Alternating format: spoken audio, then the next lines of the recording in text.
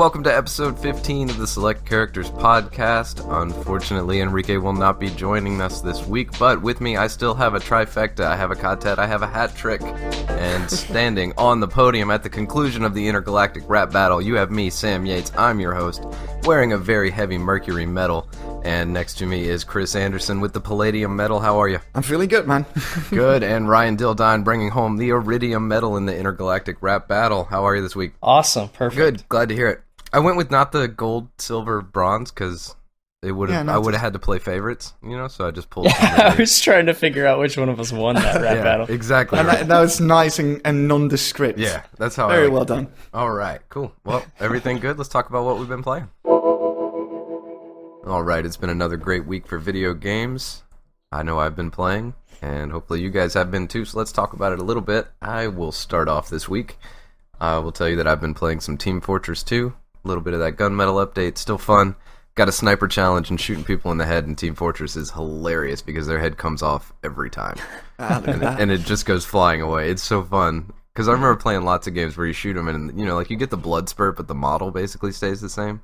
Yeah. But in Team Fortress, they come clean off and they go flying away. It's extra funny. Yeah, I did remember that. I thought that was great. It's like visceral. Oh, yeah. It's just cartoony and extra funny. Yeah. On top of that, played a little Dungeon of the Endless, which is sort of a combination tower defense, roguelike, sci-fi kind of jam. The art style's a little funky, but the decisions are really nice. It's like a lot of statistic juggling and stuff like that. That was pretty fun. And that about wraps up my week. Really? Didn't you play 21 hours of some other game? Oh my god, I did. I did play.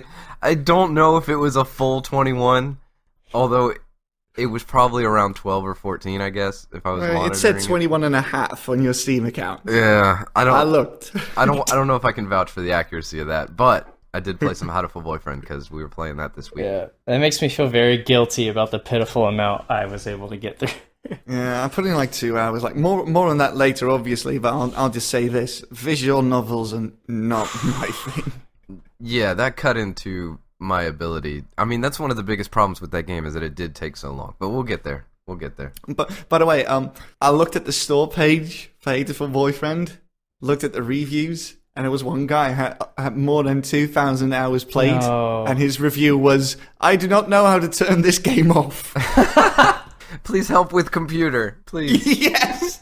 That makes me feel better about his life situation, though, because one guy sitting in his living room, just staring at the PC, like trembling, not knowing how to switch the game on. Just happening to find a text box and seeing that brief glimmer of hope, like I can finally type something. How do I get out of here? It's taken over his life. He got fired from his job. His girlfriend's left him. Well, he can't stop playing. Can't stop playing Hatoful Boyfriend. That's a shame. It'd be nice if he got stuck on something else. Yeah. How about you, Chris? What you been stuck on this week?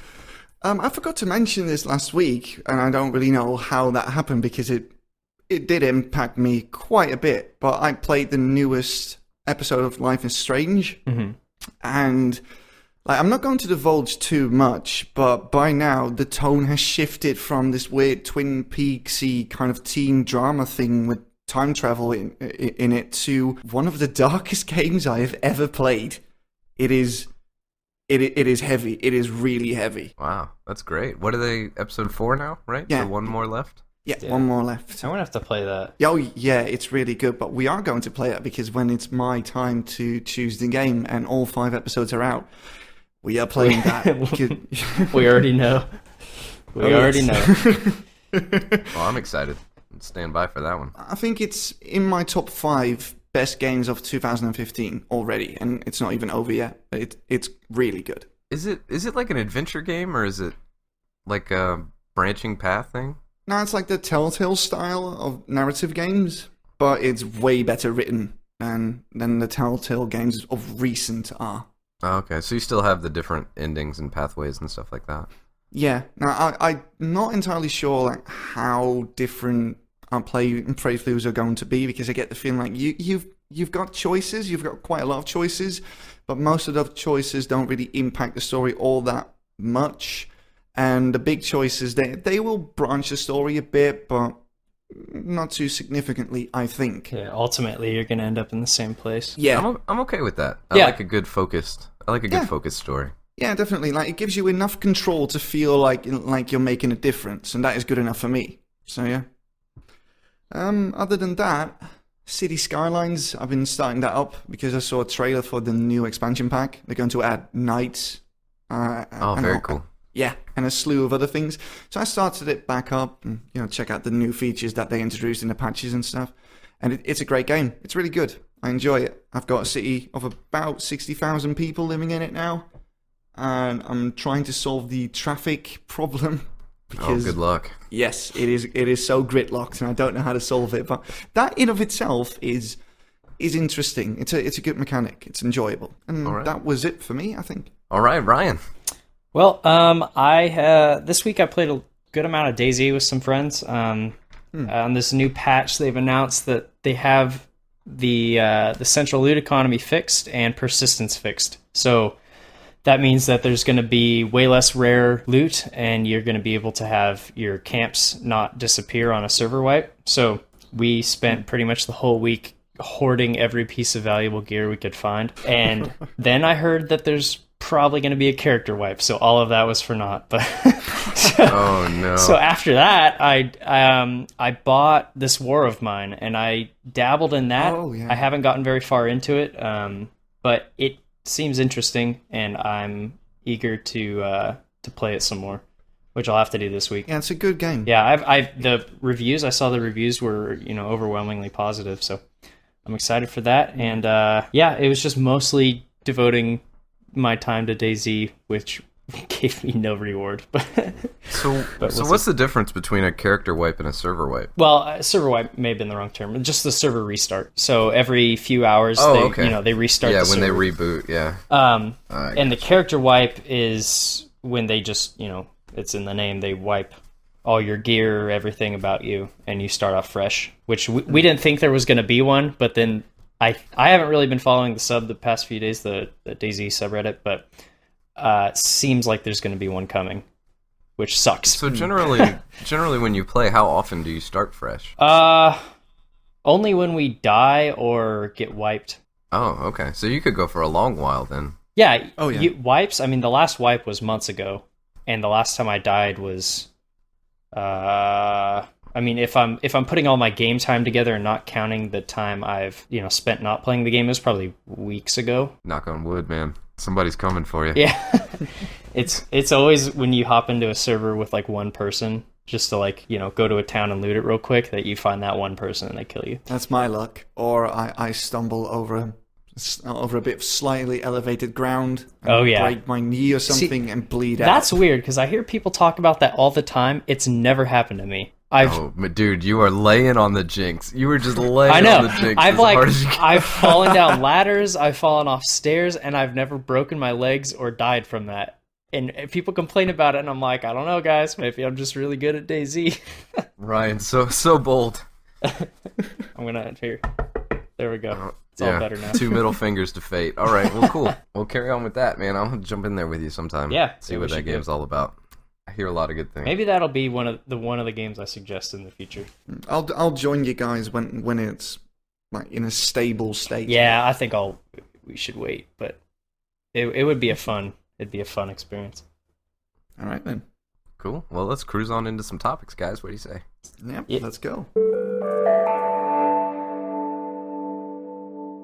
I've been getting into some multiplayer gaming again recently, and what I've noticed is that there's some certain, etiquettes or sort of rules that you see in these very different multiplayer communities and things like that. And I was thinking, how much is a person, or how much should a person be responsible for the other player's game experiences? Because I'm by myself, I'm here playing at my computer, and is it beholden to me to, sort of ensure that these ideals get preserved and that everybody's having a good time? Or should I just be doing my own thing, doing what I think is fun, and basically fuck everybody else? And in a perfect world, everybody would sort of work together, and you would realize that the other players are actual human beings behind their computer. But it often doesn't exactly pan out that way, and I just wanted to investigate that a little bit. Right. Well, you can do whatever you like if you're doing single-player stuff. Like, if you're just doing a deathmatch thing with other people, It doesn't really matter what you do. But if you're on a team, you should play to the best of your abilities because you have to win as a team instead of you just as an individual. Yeah. Apart from that, do whatever you like. Absolutely. But what if the things I want to do or that I think is fun actively take away from your experience? Like the people who do the kind of trolly behaviors and mic spam and like throw grenades where they shouldn't and all that kind of stuff because they think it's hilarious. Right. Like, to what degree should they be responsible for, following the things that the community has said, this is what you should do in this situation? I think as long as you are working towards the goal, you're not responsible for other people's experience. But if, like Chris was saying, if you're in a death match, whatever you want to do, you're not inhibiting other players from reaching their goal. But if you're on a team and you're doing these crazy things that don't make any sense and it's hurting your team or it's making the enjoyment, I guess, less for the other team, there's a problem. What if that's the thing that is super fun for me?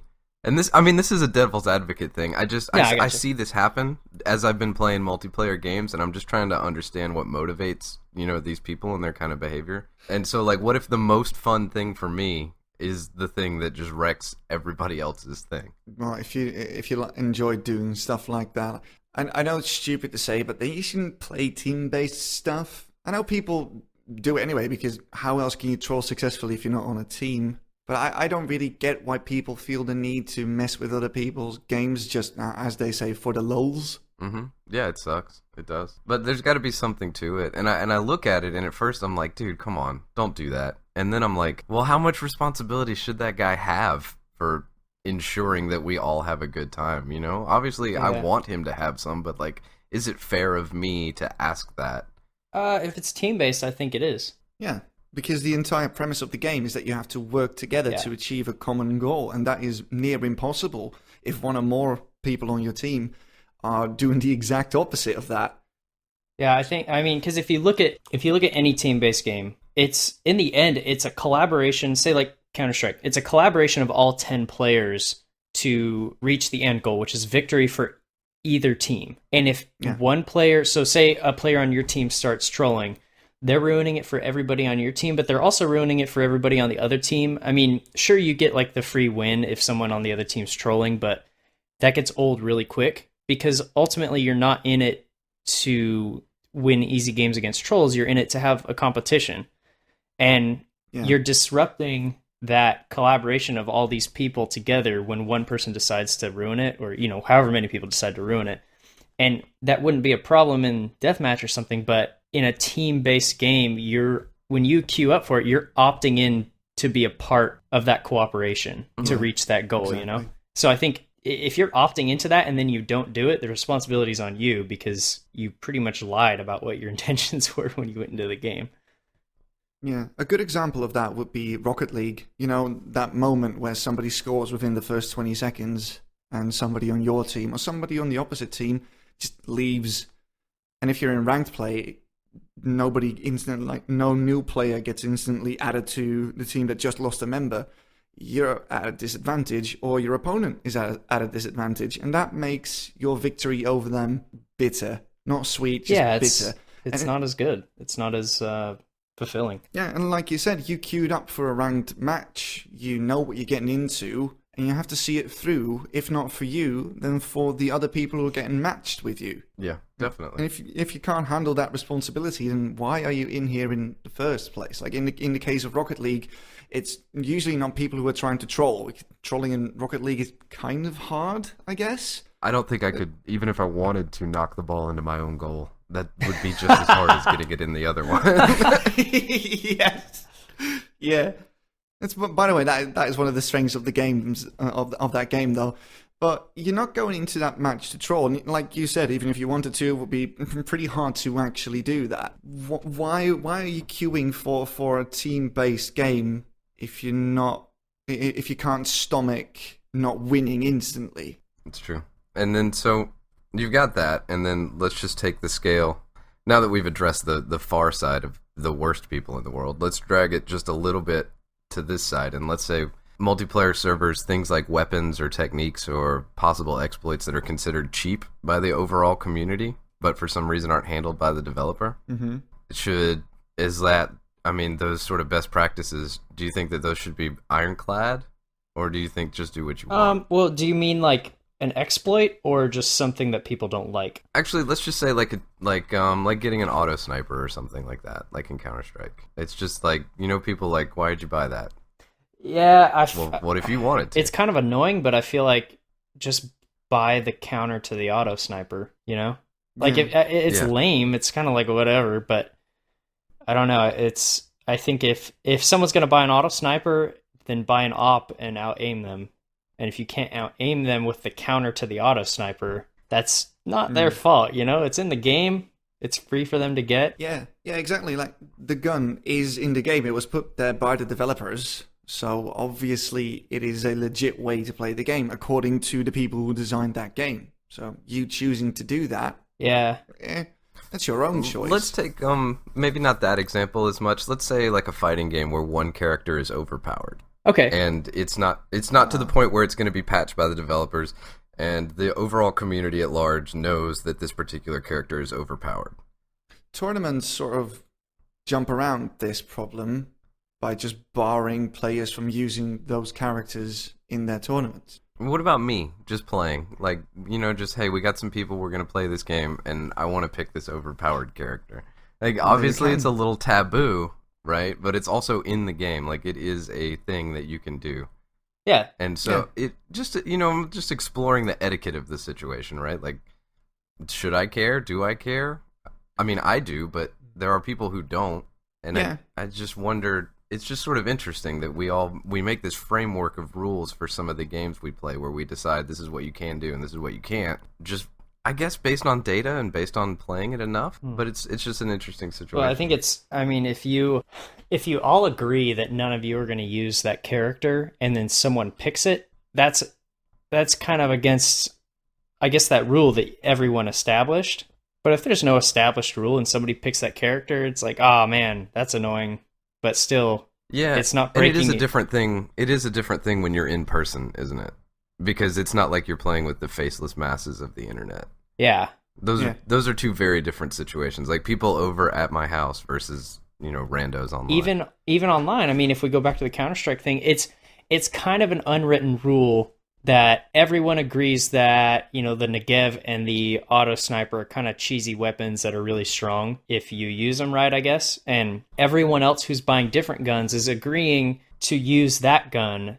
And then somebody brings out this, I guess, overpowered weapon, if you want to call it. And you're violating that kind of unofficial agreement between all players. Isn't that weird that that's like a part of the culture for certain games, that there are these unofficial agreements? It's real weird. Because I've never actually talked to anyone about that, but I know if I buy an auto sniper, it's because I want to be a douche. Like, I don't want to practice exactly. I've picked that up. I've been playing Counter-Strike for 2 weeks, and somehow I've absorbed that information. But I don't think I've ever heard anybody tell me. I'm confident in saying 0 people have picked the auto sniper in deathmatch saying, I'm going to practice my auto sniper, or I'm going to practice my Negev. And so these little, like, I don't know, these little sort of sets of rules build up around games. And so if they're not sort of changed by the developer, normally what you see is punitive measures, right? Like matchmaking timeouts and vote kicks and, all this stuff. Like it's from the negative sort of enforcement side, like the punishment kind of thing. Mm-hmm. And I wonder if there's a way to come at that sideways and just reward the good behaviors to create the community you want instead of punishing the bad one. Yeah. That would be a different form, because that's the thing, right? Is they're not necessarily rules. They're just etiquette, like use this fork type of things. And I don't know sort of how that plays into the larger picture, but I think it's a really interesting concept. And what you see is that in so many different online communities, they make these little accepted rules among themselves, and coming to them and finding those things out is like one of the first steps on your path of like picking up a new game.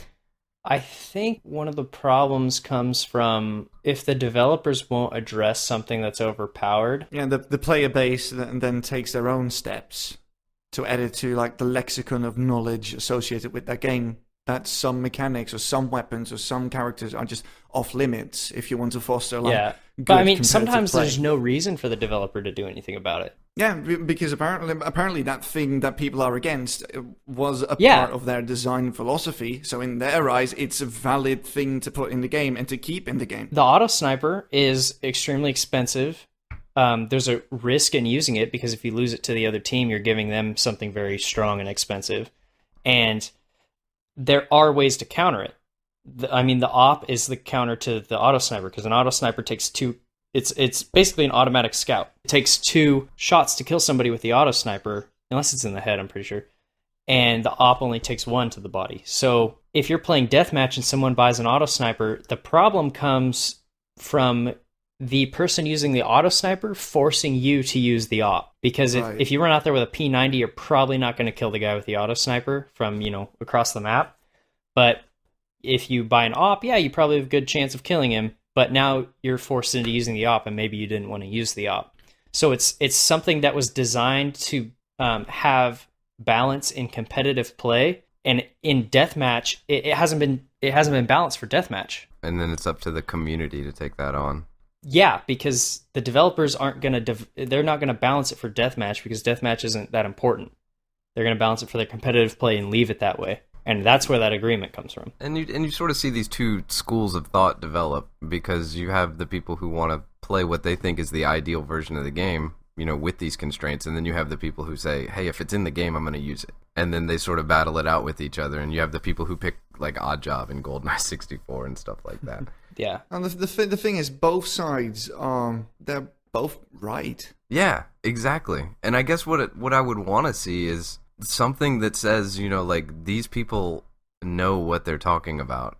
And I guess a lot of times what you see is the high-level competitive play is what shakes that out eventually. Mm-hmm. The competitive people play by these rules, they ban these characters, therefore that is now, that's the gold accepted standard of what should be done or not done in this particular game.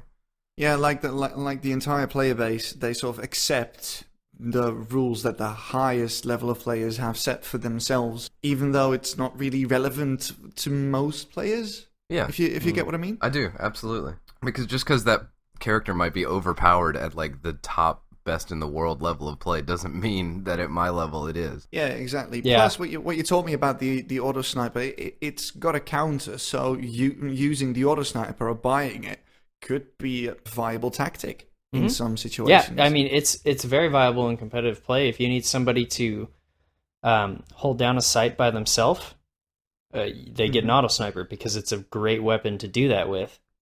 And it's not cheesy at that point. Like it's not even a BS strategy like that you get annoyed at when somebody holds down a site. Like if they're holding down a site by themselves against 5 people, it's like good for you, you know. You didn't do anything wrong. Yeah, I think that it's just easy for that. It's easy for that sort of it's in the game, I'm going to use it to get mixed in with the stuff we were talking about at the very beginning, the trolley stuff and the people who don't give a shit about anybody else's player experience but them. And sort of separating out that gray zone into like, you know, putting a line there, being able to tell what the difference is between those two things and remembering that when you're playing a multiplayer game, it's not just you. It's not a single-player game. There are other human beings out there on the other side of the computer. Yeah, the entire thing with multiplayer games is that your actions can affect other people's experiences. And just don't do unto others what you don't want others to do unto you, I think. Now, one thing that you said to me earlier this week, or you talked about this in the chat, was a mic troll? Yeah. Yeah. You get people in Counter-Strike that do that just like play ridiculous music or just really loud and annoying, like little kids just saying, I guess they just discovered what working blue is. So like trying to find the most offensive material they can and things like that. And I guess it's a bummer. I mean, it's also kind of funny. Like this is what you think offensive is. Yeah. But maybe I'm just so cynical at this point that it just passes away and I just think it's hilarious. Yeah. Well, you can obviously mute those people, but yeah. I'd still like to think. Well, I like to think about why would these people do this? Yeah, like etiquette wise, right? Yeah, I think it's boredom. They obviously get boredom. Honestly. Sure, yeah. Yeah. I've gone into games and not necessarily trolled people like in the negative way, but just gone in and like done like a funny bit, or at least what I think is funny, and like some people like it and some people don't, and you stop after a while. Yeah, that's the difference. You're just making a joke. You're doing a bit. Yeah. You're not going in there to intentionally annoy the hell out of people. Or just screaming as loud as you can for as long as you can. Yeah. I had that in Plants vs. Zombies Garden Warfare. Wow, of all places. I've got that on the PS4, and in that game, that happens an awful lot. Just people screaming really, really loudly, or playing music, or sometimes both, because why not? Everybody knows that the Garden Warfare community, they're the screamers. I don't know. I think it depends on the way you do it. I mean, there's funny trolls and there's not. At that point, they're sort of saying that they don't give a shit about anybody else's play experience. Like, it's all about them. It's very selfishly minded. Yeah. And just by addressing it, I just wanted, just to bring it into the public view, like, what if we had a system of etiquette for, like, online gaming? We kind of do, and it's generally, like you said, don't be a dick. Treat people like you want to be treated. Yeah, it's unwritten rules most of the time. I mean, those rules are in place. It's just not enforced by the developers. They're enforced by the player base. Boil it down to like a one-sentence rule, in my mind, it'd be don't mess up something important. Like, it's fine. I don't care when people go into deathmatch and start mic trolling. It's like, if they get too annoying, I just mute them. It takes 2 seconds. But if somebody's doing it in a competitive match, it's so annoying.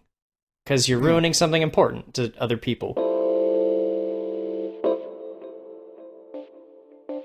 One of the things that I've come to realize is one of the most enjoyable things for me in a game is the process of installing something new and playing it and discovering what exactly is possible within that game space. And with the easy access to information we have now, I think a lot of us jump to either walkthroughs or like a playthrough on YouTube. And I'm guilty of this too. When I hear about a new game, I like to go on YouTube and watch, like a Total Biscuit, WTF is, whatever game it is, and just to kind of get a grasp of what the game is. But in that process, you end up seeing a lot of the things that you would normally discover on your own while playing that game. I thought about why I do that, and it's pretty much an investment thing. I don't want to get invested to a game that I don't think is interesting for the sake of maybe having fun learning it. But then at the same time, there's a lot of games I bought that I played through, and I'm like, man, I wish I hadn't watched a video of the first 20 minutes of this, because it would have been fun to discover all these things, like discover all these, whatever happens to the story or the mechanics or, what have you. Yeah, that's one of the trade-offs for being an informed consumer, isn't it?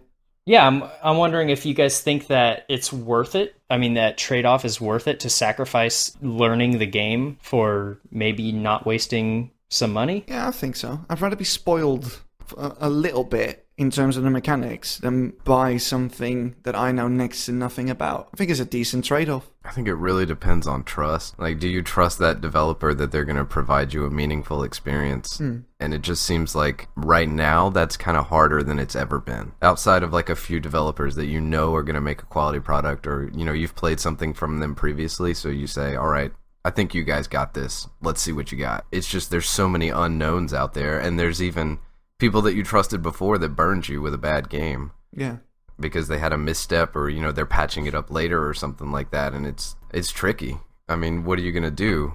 Because it's not like you have an infinite amount of money, and there's so many freaking games coming out now. Let's jump forward to actually playing the game. Say that you're walking up against a wall. There's no way you feel like you can figure out how to get past the problem in the game itself, like in the mechanics or a puzzle or something like that. I tend to jump to walkthroughs. I like problem solving. I like puzzle games to a certain extent. Like, one of the reasons why I play Hearthstone is because every turn is basically a new puzzle for you to solve. But in most other games, especially if the focus is on narrative stuff, I don't like getting hung up on a puzzle or a little quest or something like that. If I can't get through it in like 2 or 3 tries, then I will Google the solution. Yeah, it depends how good you think you're gonna feel when you finally figure it out, like how smart or how clever the solution is gonna make you feel. If you look it up and it was something just really esoteric and you're like, okay, there was no way I was gonna figure that out, moving on, that doesn't really feel as good And even sometimes when you do figure it out, it doesn't feel that great. I think it's the best when you come across a puzzle and you know there's an answer and you know it's achievable and you just aren't quite getting it yet. Yeah. And there's a fine line between that and just being confused. I hate when I go into games and I'm confused and I don't really know what's going on. And I know there's a puzzle, but I don't know really how to solve it. And then kind of out of nowhere, I just solve it by chance. And I hate that. Like, it's not rewarding at all. But if it's... Yeah, it's not great. On the same token, if it's something impossibly hard, like, and then you solve it, or you go to a walkthrough and you're like, oh man, that was ridiculous. But there's like this sweet spot in the middle where it's challenging and it's confusing, but not too much to make it stupid. And when it's done just right so that you have to reach a little bit, it feels great. It feels really good because you didn't look it up. You know, you figured it out on your own. Yeah, and when I go to a walkthrough and I realize that I just looked up a problem that was that way, I kind of get bummed out. Mm-hmm. Yeah, you could have had it. Some games seem to be impossible to solve for the regular Joe without a walkthrough. I'm going to take, for example, Life is Strange, right? The latest episode had something you had to find the code for a key lock somewhere, for a padlock somewhere. And I was playing the game very attentively, right? Looking at all the clues and stuff like that. And I couldn't, for the life of me, solve it at all. I was stood there for like 15 minutes trying to solve it, walking around, interacting with every object I can see. Nothing. Looked at my notes. Nothing. Had to look up a walkthrough to get the code. And at the end of each episode, you get to see what percentage of the player base chose what thing, right? And it included the bit with the padlock as well. And by the time that I played it, 79% didn't find out the code. So that would mean that amount of people went out and got a walkthrough. Yeah. Wow. Mm-hmm. And think of other games like PT, for instance. The way to solve that game, quote unquote game. Yeah, exactly. Oh, that was insane. How the hell did the first guy to figure that out? Because normal people, like regular people like you and I, we probably would have taken really, really long for us to solve that, or couldn't solve it at all. Yeah, and I'm not going to look at that and decide, you know, I could probably look at it and say, you know what, I could probably figure this out, but I'm not going to spend that amount of time trying to dial this thing in when I could look it up in 15 seconds. Yeah, exactly. And especially if you're like me, you play games for the narrative and for the immersion. I don't really get immersed when I can't solve a puzzle and it takes me about half an hour to solve it. I'm not having fun. I'm not getting immersed in the world. It doesn't really push the narrative forward until after I solved it. I don't like that. I've got a very low ceiling for that stuff in most games. And a lot of that comes down to the developer. I mean, you know that the people playing your games are going to have this whole range of intelligence scale, so I guess it's kind of like a percentage thing. But if you look at like you were saying with Life is Strange, where 79% of people didn't get it, maybe you need to dial that in a little bit. Like, just shift the environment a little, maybe put a little hint. Unless they wanted it to be that way, the developers can do a lot towards making those moments sort of naturally come to you instead of you having to dig for them, and the amount you have to dig is obviously a sliding scale kind of thing. But I think Portal did it great. I didn't look at a single walkthrough when I was playing Portal. Got frustrated a few times. Same thing with Portal 2. But knew that, like, I could figure this out and felt great when I did figure it out. Yeah, I would agree with that one, yeah. It felt like an actual achievement if you solved one of the later levels all on your own, yeah. Well, you saying Portal, that makes me think of, have you guys played Fez? Yeah. Oh, yeah. Briefly, yes. Yeah, so I like that game from time to time. It's not something I play on a regular basis, but I pick it up every few weeks, and it's one of those games where it's like I know there's a solution to every single puzzle, and I know it's not going to be unreasonable just based on how every other level in the game is, you know? And that's a game that would be destroyed, just like Portal. I think it would destroy the experience to look at a walkthrough. But Fez has both. That's what's actually a really good example for Fez, is because it has the part where you sort of work through it, figure it out, and then it's got that whole nother level above that with like the secret cubes and all that stuff. Mm-hmm. That's like, okay, I have to look at something for this because there's a whole nother language going on in this thing and like all kinds of, you know, weird stuff. That game, I've never wanted once to look at a tutorial, even though I get mad at Fez. But like disproportionately mad at Fez. But it just seems that some games would be totally destroyed because they're based on learning how to get through the game. Like that's the basis of the game. Well, it's true for most games. really. What about outside of puzzle games? What about like RPGs and stuff like that? Like looking up character builds or looking up combat strategies? No, I never do that. I never look at the perfect build or stuff like that. I never really look at guides how to beat bosses. I like to do that for trial and error, strangely enough. Because those things, like the fights and all that, are a bit more involved. They do require you to do an awful lot, as opposed to just finding a solution to a difficult question. So in RPGs, like I said, I'm really immersed in those games. They're all about immersion and character building and stuff. And I think that all the things that you do in RPGs pertain to me personally. I don't like to find the ideal thing there. But in case I do come upon like a physics puzzle in an RPG or something like that, and I can't get through that within a reasonable amount of time, I will look. I will look it up. I agree with you about that. Like especially in RPGs, in my mind, I mean, it's a really nice idea to have the perfect build that's optimal for whatever you're doing. But I think it's just more fun to go with the mentality, if it's working, it's the right build. You know, if I'm not dying, it's correct. And I felt that way. I mean, in when I played Guild Wars 2 a lot, that game I was like, oh, what's the best trait? You know, what's the best way to build my traits and all this stuff? And after a while, it's like, you know what? If I'm not dying and the other guy is, it's right. Yeah. The only time where your perfect build is very important is in an MMORPG. Because you have to work with other people in a team, and you have to function at the optimal level in order to, achieve things in those games. But in single player stuff, just kill the other guy. The awareness thing is interesting. Like being aware that you have to manage your own experience. Like knowing that if I go look at a walkthrough, this is what it's going to do to me. And with this game, sometimes they're not entirely connected. I was like playing Dungeon of the Endless this week and sort of getting frustrated, so I just wanted to find some like basic strategies, best practices, stuff like that. Try to dig a little deeper into that dungeon, and learned all these things like don't leave 3 dark rooms in a row because the monsters get too strong, and you should build this here and this stuff like that. I was like, all right, cool. Went back into the game, started applying that stuff, was having a blast because I was succeeding where I previously failed. But then it sort of starts to taper off after a while because you're doing the best thing. That struggle of trying to figure it out kind of starts to fade into the background. And the distance between those two things makes it hard to look at it and go, oh, right, looking at the walkthrough made this game not fun for me. Yeah, it depends on the puzzle, too, or the challenge. I mean, if you're going to a walkthrough because you can't figure out how to jump up on this one ledge, it's like, whatever. But if you're looking at a walkthrough for a major plot point, maybe that's not quite as worth it. If the game difficulty is detracting from your experience, then, use a guide. Because if you're not having fun playing a game, why the hell are you playing it?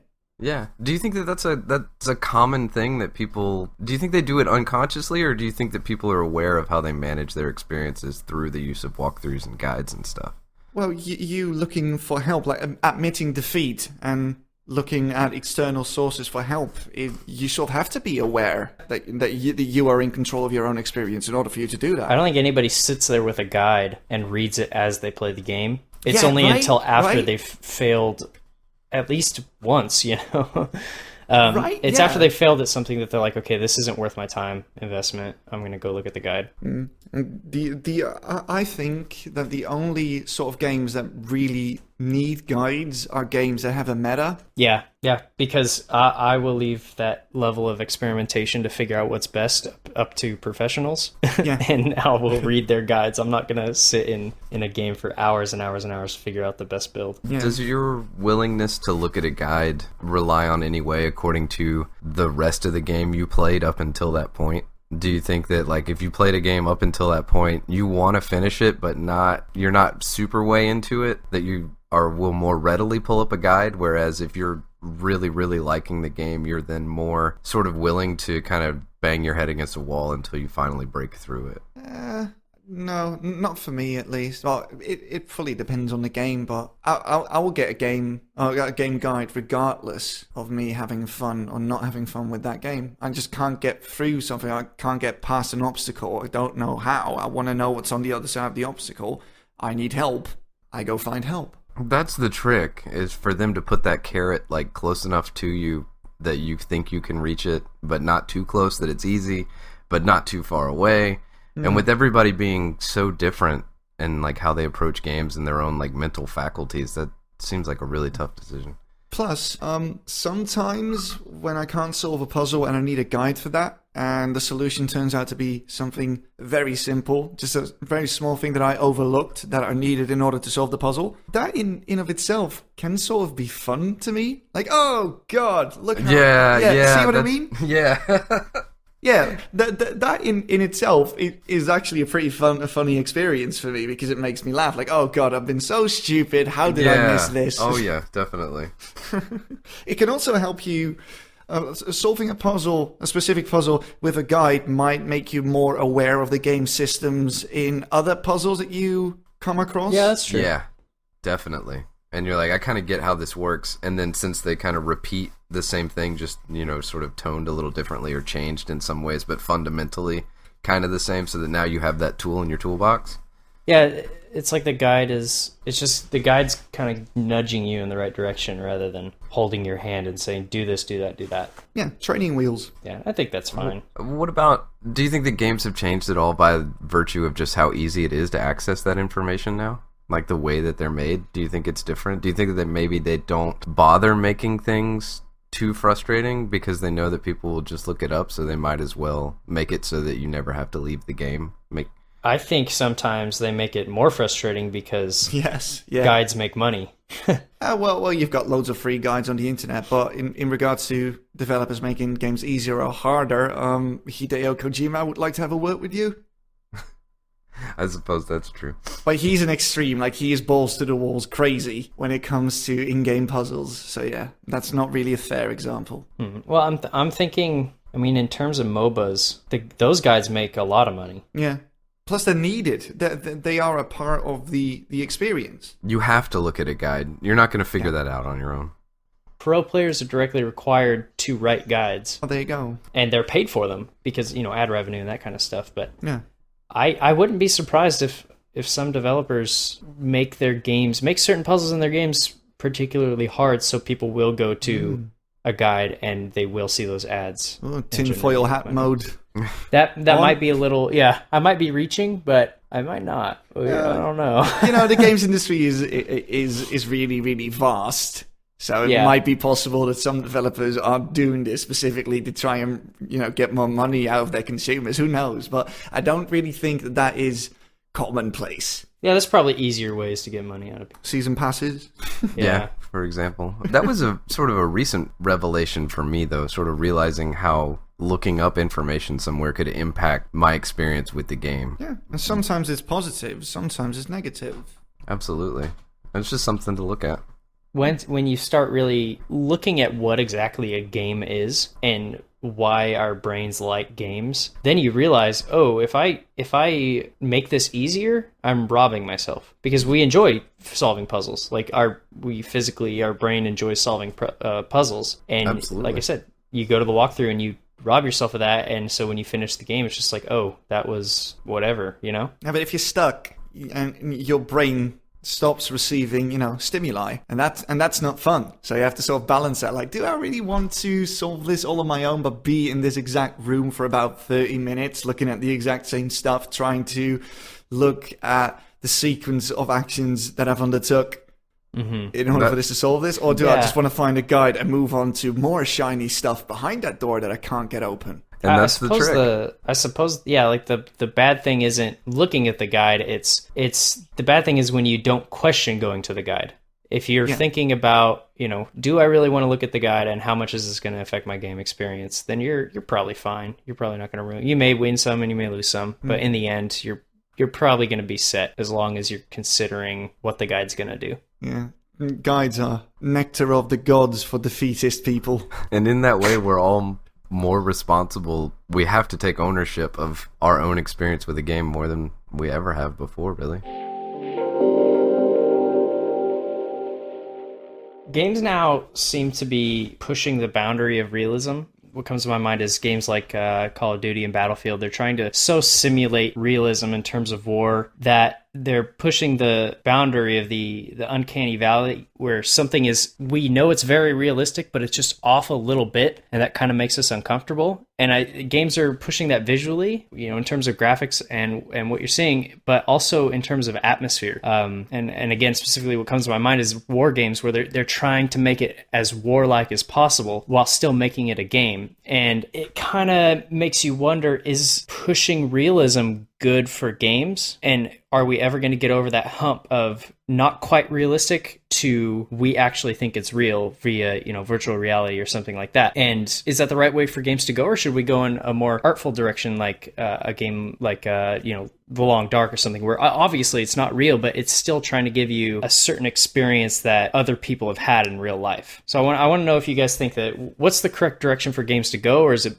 correct to have both, or is one maybe not as good as the other? Both. There's place for both. You've got your artful games like, you mentioned before, Fez, for instance, which is a great visual game, looks fantastic. And then you've got the hyper-realistic stuff like the later Assassin's Creed or Call of Duty. And I quite like that. And I like the hyper-realism stuff because it usually involves real actors doing the things on screen, and after that they're digitized, obviously. I might get hate for this because you shouldn't compare games to movies, but I'm going to do it anyway. One of my other loves besides music and games is movies. I absolutely love movies, and I love watching people act. And seeing the two of them fused together, basically allowing me to play an interactive movie. And a good example of this is The Getaway, which was a PlayStation 2 game. I don't know if you remember that one. Didn't play that one. It's, Lock, Stock and Two Smoking Barrels, Snatch, those types of movies? Yeah. Like the British crime dramas. It was basically that, but a game. And it was fully acted. And I love that. And I love that a lot of AAA games seem to be moving more and more towards that hyper-realistic, getting real actors on the set and filming them and putting them into the game thing. I really like that. I love it. It seems like what you're talking about is photorealism, though. Like, just the fact that it looks real. But obviously, none of it's going to be realistic when the next step is you sitting on the couch with a controller. I'm talking in terms of atmosphere as well. I mean, if you want a real feeling atmosphere, you usually need real humans and real drama,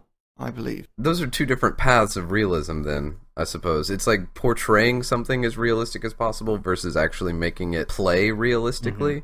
Because the actual realistically playing stuff, I think the only things that have kind of gotten there would be like simulators, right? Yeah. But you were talking in terms of aesthetic, so, I sort of jumped to the whole actors and movies thing because they are part of the aesthetic. But movies have conquered the Uncanny Valley. You can make a fictional movie and you perceive it as real. Even though you know it's fake, you're experiencing that story as real. And that's why there's, the movies are so provocative. And I don't think games are quite there yet. And the ones that aren't the photorealistic ones. For example, the Telltale's The Walking Dead, a lot of people were affected by how that game ended, but it had nothing to do with the photorealism.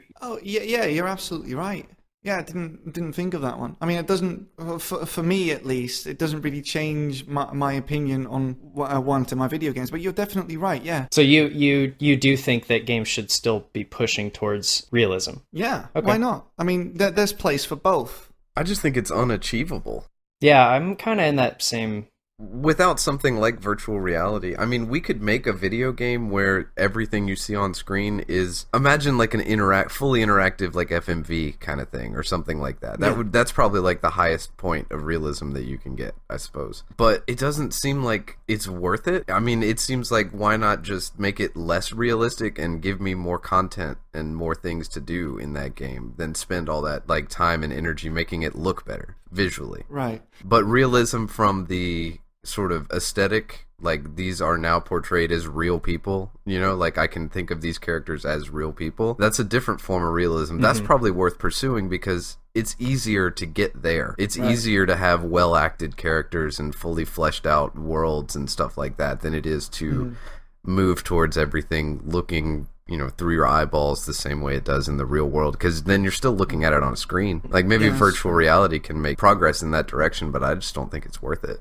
Oh yeah, progress, like you said, progress. But games will never play. They're never as realistic as the actual thing in the real world. So a war game will never fully feel like an actual war because you're still sitting on your couch with a controller in your hand. Right, or if they can, it's at some point that's so far in the future that it's basically not worth considering, right? Not right now, at least. Yeah. But think about this. So we have films that are very photorealistic and very atmospherically and narratively realistic, but we also have movies that aren't photorealistic, but are still very narratively and in terms of character development, that stuff, very realistic. Like think of something like Toy Story. People are very attached to that movie and they're attached to the characters of that movie. And like in Toy Story 3, when they're all going to the what is the big furnace thing?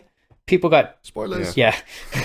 People got teared up about that because they feel something for those characters and something about those characters is real to them. Isn't it also because of the time spent with those characters up to that point? I mean, that's years of emotional investment going on right there. Would you tie that to realism, or would you say that that's just a...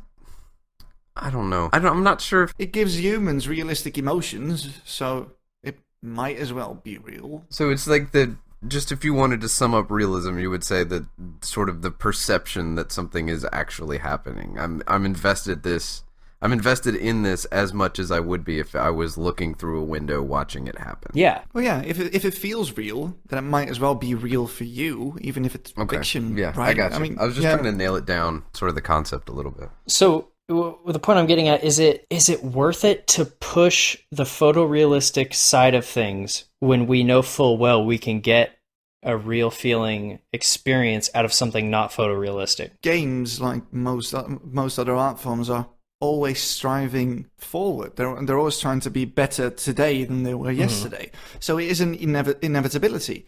We are going there, and every time the new big game comes out, it looks better than the one before that. So we are going there, whether people like it or not. It's just the atmosphere in the industry is so competitive, and you always want to up the other company in terms of graphics and stuff like that. Yeah. And people tend to look at graphics the most. I mean, look at most of the launch games for new consoles. They always sell on graphics, yeah. Yeah, there's very little substance, but they look fantastic.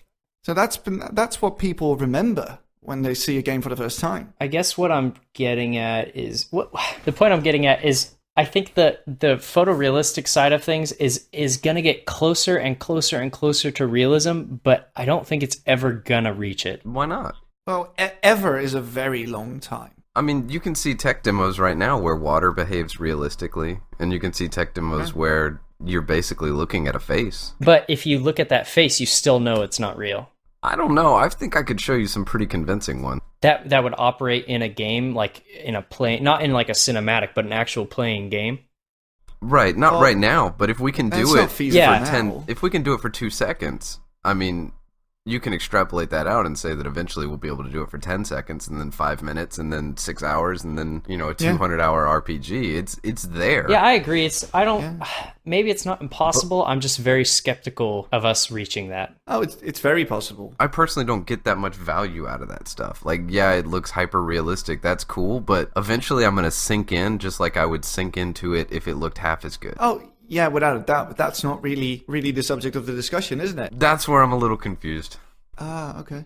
We're talking about just the ability of games to feel like they're actually happening.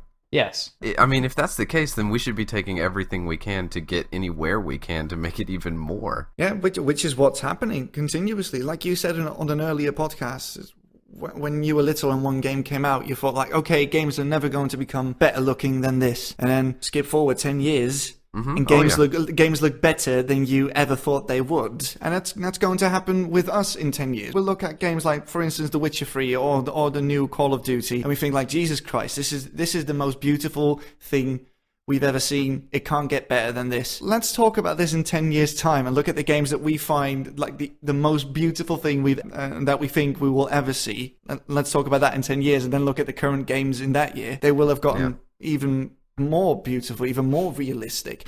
And I think that is something that we should definitely strive for, because wouldn't that be great? I mean, after a while you wouldn't really notice it anymore because you're so into the game, you're so busy with playing the actual game to notice the graphics, but still it has the capacity to augment your experience in a pretty big way. Okay, so before I get on to the second part of this question, I want to ask, so, Chris, you think that it's very possible and it's something we should strive for, right? Yeah. Okay. And I don't see a reason why we should not. Okay. And Sam, do you feel that way? I guess. I wouldn't want to see it done to the detriment of other things that I find more important. Oh, yeah, Okay. obviously. But like any medium, it should be pushed, sure. But, one little side note on that, games can be incredibly beautiful while also being really fun to play and having a breadth of content. Great example, Witcher 3 looks fantastic, has a shit ton of stuff to do. So the one thing doesn't mean the other can't be as great. I'm still kind of in the camp. I'm skeptical of how realistic we can make things. I agree that it would be wonderful if we could make something totally every game just totally photorealistic. That every game that we want it to be that way. I don't know. I'm still skeptical on how close we can get and if we'll ever reach that tipping point. Well, at least from what we're talking about, I'm seeing at least 3 distinctive paths, right? You have that the graphics are realistic. You have that the world that you're playing the game in behaves realistically. Physics and people and items and all that stuff behaves the way you would anticipate it would in the real world. And then you have the third side of it where playing it is as realistic as possible. Like the way you move your body, I guess it would have to be some sort of VR thing, but you have the special flight simulator sticks and stuff like that. That side, bringing realism to it in that direction. At least from the conversation we've had, I see at least 3 different paths to realism. Don't you think that playing as realistically as possible is harder to achieve than games looking as realistic as possible? Yes. Oh, absolutely. Absolutely. And I mean, to get the absolute, this is realistic, you need all 3 of those things. This kind of bleeds into the second part I wanted to talk about. Do you think games can give you a realistic experience while still being, I guess, gamified? Because if you're still, no matter what you're doing, whatever experience the developer is trying to give you or put out there, it's still a game and it's still about points. It's still about a certain goal. And I feel like at some point their games split off into their own thing and virtual reality or virtual experiences split off into their own thing. Oh, you mean that games will forever feel like games? Yeah, because if I'm playing a game and it's I might as well be there. It might as well be a memory or something. It's super realistic and I'm in that moment. But if I still know I'm working towards points or I'm working towards a certain achievement or goal, that's what I'm going to be focused on. Yeah, that would depend on the type of experience that it was sort of driven, because we have realistic experiences, like we play sports and stuff like that, where that is a gamified realistic experience. So if you wanted to make a realistic, like the example, the Warzone experience, not knowing that my life is actually in danger, okay, we instantly have a disconnect. Yeah. It's never going to be a fully complete realistic experience. Yeah, and that's like a fundamental thing too. You can't. Right. I think it's okay to say that. I think it's okay to, drop the ball right there. This is never going to be realistic. You'll always be in the comfort of your own home, no matter what's happening on the screen or what's happening on your VR kit. You're always... Yeah, you can get a really good simulacrum, you know what I mean? But it's never going to be realistic. However, something that's not life-threatening, like playing soccer or football or something, sure, why not? That could be realistic eventually. And I think it's okay to sort of draw those lines there, right? And in that case, the gamification wouldn't get in the way because what you're playing is a simulation of a game.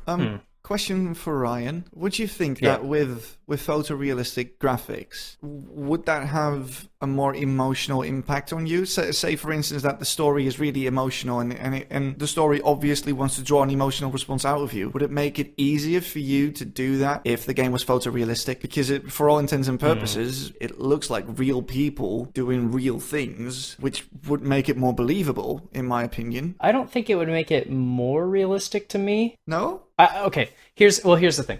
I think it would make it more realistic than a almost realistic thing. But if we're gonna take something totally photorealistic and then something totally artful, and we're gonna tell the same narrative, and I'm gonna feel the same things toward the characters, I think it'd be about the same for me. Because what you're looking at is ease of suspension of disbelief. Yeah. Yeah, but that's always important, isn't it? How well can you suspend your disbelief? Right. That's going to be different for every person. But the question is, in general, is it easier to suspend disbelief with a more photorealistic product? I think so, yeah. Yeah.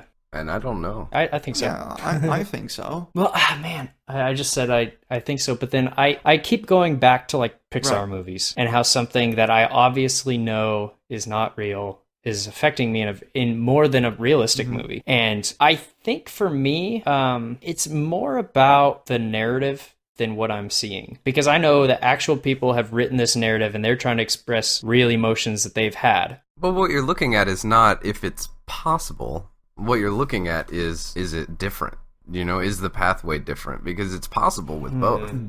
It's just a question of what does what. And to go out on a limb, I would say that it's maybe possible that a more realistic human face, just by our own nature of recognizing expressions and things like that, like we're used to receiving emotional feedback from realistic stuff in the real world, right? So it's possible that a more realistic thing would make it easier to become immersed in and suspend your disbelief. Not that it's not possible with something that's fake. It just might be easier. Well, you know what I just thought of? If Hatoful Boyfriend had real people's faces instead of birds, I would be more into the game. There you go. So I guess, that's it. That's interesting. I think the experience would either be the same or more tilted towards the photorealism. Because it doesn't have to be a binary Yeah, choice. exactly. You know? You can have both. You can have your artful, unrealistic-looking stuff, while simultaneously having your photorealistic, visceral reality stuff as well. Man, I think out of all the topics we've done, I have not been more torn than on this one. It's hard for me to come to a conclusion on how I view that. Well, we'll just have to wait and see. All right, this week for our play-along for our play-along audio series, we played Hatoful Boyfriend. And the following segment will contain spoilers for those of you who are concerned about the inner workings of a Pigeon Academy. So, you know, this is the time to turn it off if you care. If you don't, then listen along. It was an interesting experience, to say the least. It was an experience. I think Sam's going to be the hard carry for this because it seems like Chris and I didn't. Thank you, Enrique, for giving us this wonderful opportunity. I did play it. I played it. I saw all the endings. I came to it. It was a little rough, but I approached it in the same way that generally when I get that first feeling that something's rough, I try to think of it like this is somebody's favorite thing. You know, like that one guy in the Steam store has been playing it for 2,000 hours. He fucking loves it. Or he's trapped. He's just asking for help. I really hope he's trapped. So coming at it from that angle, you know what I mean? Like a song I don't like, okay, this is somebody's favorite song. Like, where is the value in this? What is good about this? Because everything has redeemable features. Yeah. And Hatoful Boyfriend has a really interesting story for the final ending. After you've ground through all the other endings, the last bit of it is really cool and really interesting. The problem is that game is mired down by its speed. You can't, like, the text scrolls so slowly. Every character comes on with a fade-in transition, and you have to click through all these things that just take so much time that it just buries the actual good content that's in that game. Well, you can speed up the game by just hammering enter like a madman. Mm-hmm. Right, but even then, it still feels slow. And what I was wondering, like, because I haven't played visual novels, so I went out and I played a few other ones. I played, like, Long Live the Queen, I played this game called Magical Diary, and they all have these really deep options menus. Like, you can set it to a scroll speed, you can set it to autoplay, you can turn off the transitions, you can do all these things that are, like, quality of life stuff. Yeah, but would you want quality of life in this game? Because I get the feeling, like, I played 2-3 hours before I just, admitted defeat and gave up. But I get the feeling that this is mainly meant to lampoon Japanese dating sims and visual novels, not... See, and I can understand why you would get that impression, but with all those quality of life experience or improvements, you would be more likely to reach the very end of the game. Right. Yep. And the very end of the game takes a dark turn and gets really narratively interesting and compelling. Right.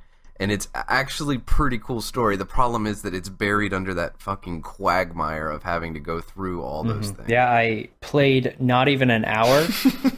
And when I finished playing, it wasn't even an hour straight. I played first time, I played for 20 minutes, and I thought I had played for an hour. And then the second time I played for, 35 minutes or whatever. And I was like, I probably played this for like a couple hours. And I got out and I saw my thing on Steam was like 45, 50 minutes. And I was like, this is so slow. Nothing of value was gained. What were the sort of key stumbling points for you? Was it just that? Was it just the speed? I mean, it was the speed, but it was just so much mundane stuff. Yeah, kind of nonsense. Yeah, I was playing it and I was like, well, this is just silly, you know? It's why, if you're, I mean, if you're, say you're a high school kid, why would you play being in high school? I know a lot of people who work as conductors on a train and then they go home and play Train Simulator. So, it does happen. Well, I don't understand that either. No, me neither, but it does happen. I just thought it was weird. Like, Yeah. I think I said this in the chat. It was like you're foregoing. This is a very attainable set of events. Yeah. These just. Why not just go do those in real life? Apart from the whole pigeon academy thing, Right, which was kind of quirky and interesting. But what I found with the other really, yeah, it's kind of interesting. cool. I mean, really, we were both interested when he pitched it to us last week. We were like, all right, cool, that sounds interesting, right? I can see that. Yeah, It was. which bit, which was the news for me. What was that? The fucking fantail man with the pudding and stuff. I'm like, oh, I'm done. Yep. Yeah. This is all I can say. I accidentally joined the track team, and I don't know if not joining the track team means you talk to him less, but it was the worst to have to talk to him all the time. That gag wasn't bad though. Like if you did the human portraits thing, and then his portrait was just like Chicken Boo, like just like a giant human-looking pigeon. At one point, he even trashes the cafeteria. I mean, what was that? Yeah. What was that about? I don't know, man. I just don't know. Like words cannot describe how I feel towards this game. But you've been teasing this long enough now, Sam. Now I want to know what it all leads up to. All right, I will tell you the secret last ending of Hatoful Boyfriend. Yes. Have a seat, pull up a chair next to the fire. Story time. And I'll dig into this. I'll see if I can remember all the threads. I don't remember a lot of the names, so if I describe them weird. Okay, here's what happens. You play through on your last playthrough. When you get enough of the endings, you get a choice, and you can do something like fulfill a lost memory or something. That's the other path that you're going to go down now. Mm-hmm. Everything plays out the same, blah, blah, blah, whatever. You get towards the end, and you switch perspectives. You're not the human exchange student anymore. You are whatever that sickly bird guy is, Ryota or whatever. Mm-hmm. So you're looking from his perspective. Your teacher sends you to the storeroom. You bring it back. It's a box, and inside this bloody-ass box is the cut-up remains of the human girl that you were playing through all your other playthroughs. What? And so he says, all right, well, I'm going to investigate this murder. I'm going to try and find out what happened, to this girl. And then 10 seconds later, this giant iron dome comes down and just locks up the entire academy so that nobody can go anywhere or get out. And he sort of rolls through these steps. He goes around with the fantail trying to do this detective thing and find out who murdered this girl. And what you sort of find is that there's this huge history between man and pigeons, and that there was some sort of variant on the bird flu that ended up killing a lot of the human beings, except for some of them had developed resistances and stuff, and that she was like almost like a peace treaty. Like she was going there to see if humans and birds were able to live together, and that if anything happened to her, then this giant iron dome was the safety measure, and that it was going to be lifted after a certain period of time, and the humans could kill all the pigeons with no repercussion. This is making me uncomfortable.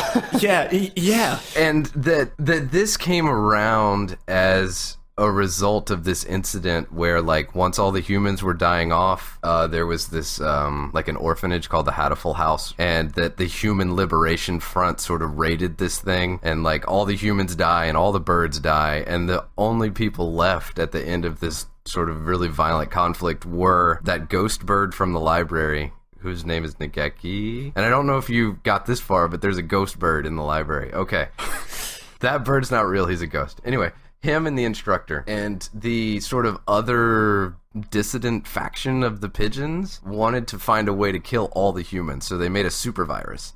They put the super virus in the ghost bird from the library when he was alive, but he ended up either dying or killing himself. I can't remember. Anyway, they ripped his liver out, stuck it in that other bird, the sickly guy, Ryota, because he had like some immune system speciality or something that made him the carrier for the virus that would kill all of humanity. And he's the one who ends up killing you as the girl because he infects you with the virus, right? And so the doctor is the one who cuts you up and puts you in the boxes, blah blah blah. There's some other shit with like Utah and the fantail, like the brother stuff. He ended up, they're not really brothers. What happened was he didn't want him to die, so he killed the egg of his other brother or something like Naturally. that, so that then that super fancy pigeon could become part of the family fortune, so that guy's not really the heir you that fortune. Okay.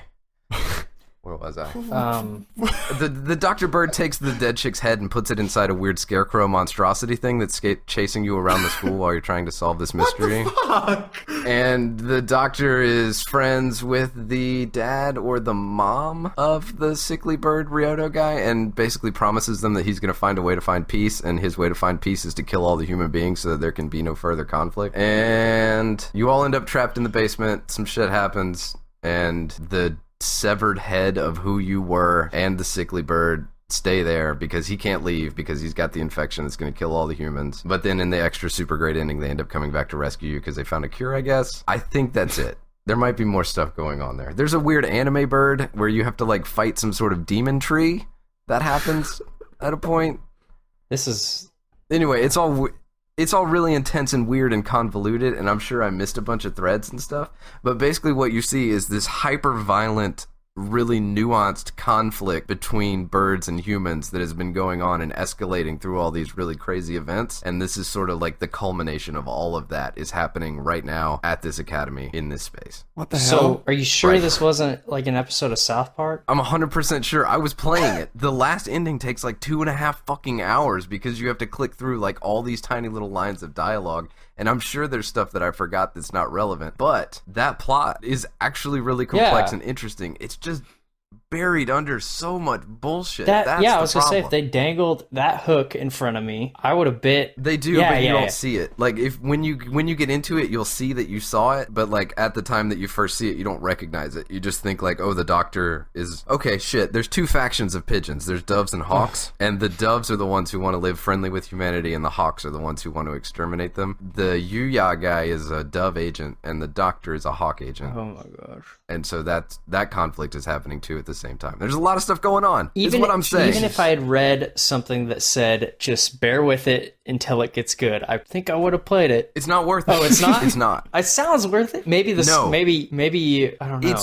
That's what I'm saying. If it had, this is my whole argument about this game. If it had the options menu of a different visual novel, it would be fantastic. But slogging through the quagmire of the text speed and the choice speed and the transitions and all of that, the quirkiness and the funniness of it, which sometimes it is legitimately funny, is not enough to offset the eventual payoff. That's my stance. Well, that took a very dark turn. Well, it sounds like it's more worth it for you just to have told us what happened because I enjoyed that. Yeah. Maybe. I probably missed some stuff too, man. It got real intense. There's a whole lot of threads going on at the same time, and you sort of get peeks at it. I mean, as a package, if you could look at it with just some more quality of life options, it would be a pretty decent game. There are some redeeming qualities to it. It's just that the negative overwhelms Yeah. the positive for me Yeah. personally, and I guess for you guys too. Yeah, I mean, You know, trying to when I slog was through playing it, I remember it was just like, oh god, like this is painful to get through. It felt like running through syrup. Yeah, bored out of my skull. Like it was just like, oh come on, like let's get where we're going. Yeah. I mean, you could, if you were listening to me play that game, it just sounded like this. Yeah. Like, just clicking as fast as I could, like, just please progress, like, just please go. And, like, every time somebody has to say something, there's another fadeaway transition to another character who's talking, and it's just too much. But, in the end, I'm glad I played I it. suppose it says something. Well, I played it for almost an hour. Chris, how long did you play it? 2 or 3 hours? Yeah, 2.5, something like that. I mean, I feel like any game that doesn't hook you in that amount of time it's asking for problems, you know? You gotta give a hint at least of where you're going and make it like an explicit hint, not something you realize at the end, I guess. I mean, if I had come to it from any other angle, I probably wouldn't have seen it through all the way. Because, like I said, I have that vague notion in my head that when I'm playing something that, like, somebody likes this, there is a redeemable factor here, right?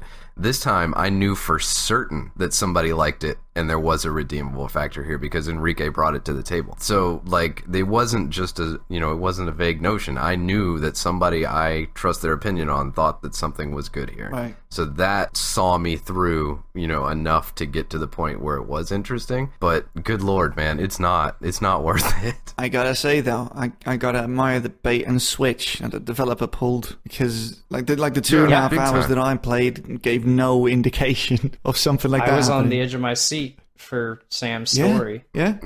It's a huge bait It and was a switch. good And one. that flip, like when they flip the script, that's pretty cool. That's a really interesting, compelling moment. But, you know, all the other stuff just... The execution leaves... Right, absolutely. Can't wait for Hatoful Boyfriend 2. Mate, I can. I can wait. Wow. I guess it's going to make me wait, if anything. So that's my final conclusion on that game. It was good. I'm glad I played it, but it really needs a little bit of polish, I think, to just grease that path up to the twist, I think. Yeah. All right. So that was this week. And next week, the recommendation fell to me, so I would like to play Cataclysm Dark Days Ahead. Right. Could you tell us a bit more? I will. We've been doing a lot of sort of talk about survival games and stuff like that, and I like this game a lot. It's a top-down roguelike, sort of that type of game, so it's going to be rough at first, but I'd recommend that you stick with it, sort of try to find out the ins and outs of that game. There's a lot to like there. You can get some tile sets so you won't be stuck in ASCII mode. Great. And it's a really flushed out survival simulator. There's tons of options, tons of things you can do, a lot of room to have sort of emergent narratives and interesting stories come out of it. You just have to get over that initial hump. I think it's worth it. I think you guys should give it a shot, and next week we'll talk about it. And for those of you at home, if you want to play Cataclysm Dark Days Ahead with us, do it. You know, it's free to download, so there's not really a barrier to entry there. It doesn't cost anything, and stick with it. Play it for a few hours this week. Send us an email with your thoughts, questions, all that kind of stuff. We'll be here to respond and discuss it on the next episode. And that's going to wrap up episode 15 of the Select Characters podcast. Wow, that episode was instupituous. Thank you so much for listening. You can find us online at Facebook and Twitter. You can send us an email to selectcharacters@gmail.com, and we will read them on the air. Thank you so much for listening, and have a great week.